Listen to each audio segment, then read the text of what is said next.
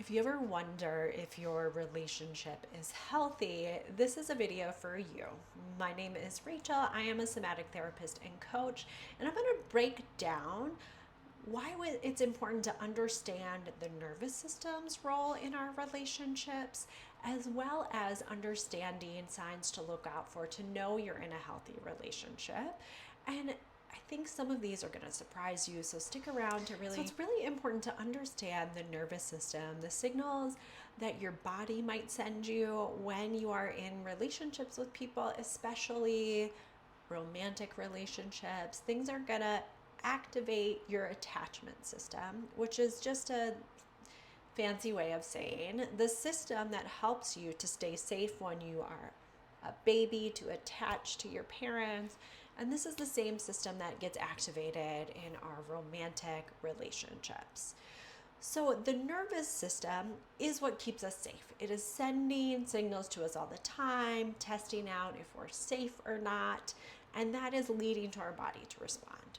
So if you grew up in a household, and this often happens even before you have conscious memories, but if your needs were not seen or validated, or if your caregiver was overly involved, kind of shutting down any emotions or over coddling you, all of these things are going to create patterns in your nervous system that shape later relationships. So if you had a parent who wouldn't respond to when you were crying, or wouldn't respond to your needs, and then this obviously looks different at different points throughout life, then your nervous system might track people and relationships as not safe. It might, when you go to express a need or to have an experience where you are expressing your feelings to someone, you might get a fear response or signals from your body that you are not safe. Or the other way, if someone had, your parent really was like more deeply connected and kind of all up in your shit, then you might get really scared if someone has a little more distance from you. Even if that's a healthy distance, your nervous system might be sending you signals that you are not safe, that something is wrong. So it's really important to understand that some of our signals that our body is sending us have nothing to do with what is happening in your current relationship.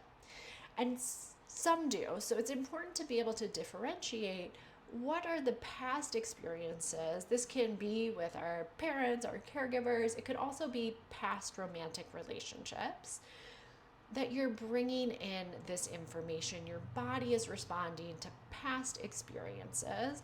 And this is normal. This is being human, unfortunately. None of ours are blank slates, unless you've never had other relationships, which we all do. So we're always bringing this stuff into our romantic relationships. So that means a healthy relationship doesn't mean that you just feel good all the time, that there's no conflict, that nothing comes up. That is a very unrealistic way to look at relationships, because you're always going to be disappointed, and then you're always going to find something wrong with a relationship, saying that it's not healthy, even though this is just two people coming together with their stuff, which means inherently it's going to trigger the stuff. I wish it weren't the case, but that is what relationships are for. And they're really important because when you can have a healthy relationship, it actually allows you to heal some of those past wounds that you hold in your nervous system. This is why therapy works. It is a way to be in relationship with someone in a different way, where what we call co-regulation, where your nervous system is able to feel safe with another person, another nervous system. Their nervous system stays safe, you stay safe, and this is a way we kind of, our nervous systems are talking to each other outside of what the words are saying. Our nervous system are sending each other signals. So in a healthy relationship, that can be a really healing thing when you're able to regulate your own nervous system, or your partner's able to regulate their nervous system to help regulate you, and vice versa. Here are the components of what makes a relationship healthy. And like I mentioned before, it is not the absence of conflict, the absence of difficult feelings. It's actually sometimes the presence of those things. It's just what you do with them that makes a relationship healthy or unhealthy. So, one of the things that's really important in a healthy relationship is to be able to have generative conflict that you can repair. So this doesn't mean that someone is just throwing their shit at you, projecting things onto you. You don't get to have an opinion. That is not healthy conflict.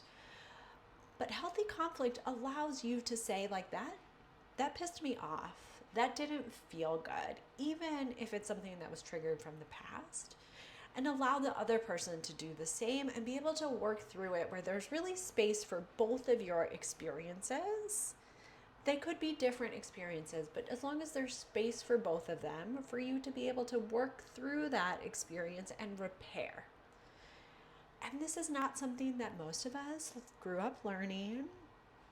So it may take practice to get there, to really understand that conflict is healthy. Conflict is needed in order for you to create safety in a relationship.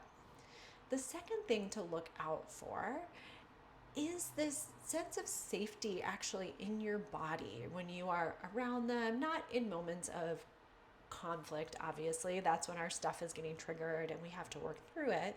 But in other moments, when you're around them, do you feel like you can relax? Is your body spacious? Do you feel like you don't have to perform in front of them? It's a really just simple way to tune in, especially in times when things are good. Do you notice that? And then what's the feeling when you are away from them? And this might be different, right? Where sometimes when you're with them, you might feel really safe and comfortable, and like everything is wonderful.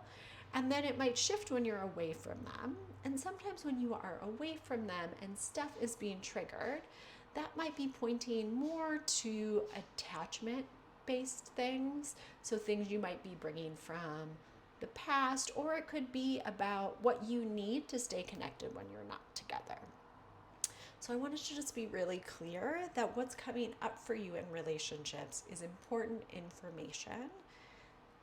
And it's important to really see if you feel safe with someone and trust that. And if you don't regularly feel safe with someone, like you can be yourself with someone, that is not an indicator that it's a healthy relationship. Another thing to look out for is, do you trust this person? Is there congruence, which is just a simple way to say if someone is telling you something, does it feel like that is true in your body? So usually when someone is lying or there's shady shit going on, there is a part of you that knows that. It's just learning to trust that for yourself. So really using these signals from your body to tell if someone is being honest or not. And of course, past experiences may cloud that. But when you're in a state of regulation, and I'll get to that later, but in that state, when you are feeling grounded, what signals are you getting about your relationship? And I think you need to trust that.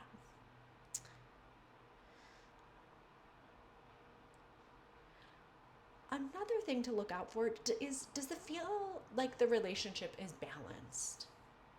Like there's a equal give and take, that there's a responsiveness. If you are feeling like you are doing too much and you say something, there's a responsiveness, a reciprocity to work on that together when you bring things up. So sometimes we just get into patterns, and even you might come with a pattern of doing more in a relationship. I know I had that pattern in my life at some point. But if you bring things up, if you ask for things, does that person respond and bring balance? Another thing to look out for is, are you able to play and have fun with this person? So that is a sign that you're actually in this social engagement part of your nervous system when you are able to play and be silly. That shows that there's actually a lot of safety in your relationship. The final thing to look out for is if you're able to be vulnerable, if you're able to share your experience, what you need, what you're feeling, and that is held with care. And this isn't perfect. We are not perfect people. Sometimes we don't react perfectly. But overall, does it feel like what is going on deep inside you is welcome in the relationship? That there's space for that? And I think it's really important. Sometimes we might have our own patterns of being afraid of vulnerability, of it feeling weak, of it feeling scary. And I really want to differentiate that from the other person. So sometimes we might assume it's not safe, but we never give that person the chance to show us that it's not. So again, I think these are things that you have to test out with someone and work through them with someone. As you can see, as I've broken down both the nervous system piece and what you're looking for in terms of a healthy relationship, that it gets complicated because you come with your own stuff in a relationship, your partner comes with their own stuff in a relationship, and the most important part is how do you hold those things together, work through them together, be messy together, and come back to each other. So sometimes this means, like, if you watch this and you're like, oh, that is not my experience, that's okay. It takes work to build this type of relationship with someone. So sometimes that means that maybe it's you that has to do a little more work in terms of your own healing of that past stuff, really getting in your way of being able to be present with your partner. Sometimes it might mean your partner needs to do some more work. And then usually it always means that you need to find a way to work together, to hold space for each other, to work through those things. And sometimes that is totally possible. We are all capable of change. And then sometimes it's about getting real if it is not possible for the other person to show up in a healthy way. And that's really important information for you in terms of your own healing, because you will never heal in an unhealthy relationship. No matter how much personal work you do, that can't change or do someone else's work for them. But that doesn't mean that's not possible.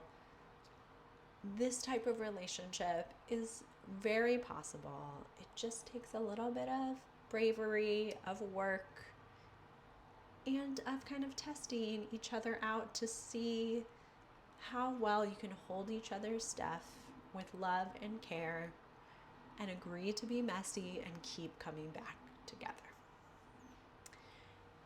I hope this video was helpful. You get some tips of really what to look out for to know when something is healthy, not just from a cognitive place, but really understanding the signals your body is giving you that tells you when something is healthy or not. If this video was helpful, let me know by liking, commenting down below, and please subscribe if you want to get more videos like this. I often put up a lot of videos that are both like this and some more somatic practices, things you can do to help balance your nervous system, to bring a little more regulation into your relationships.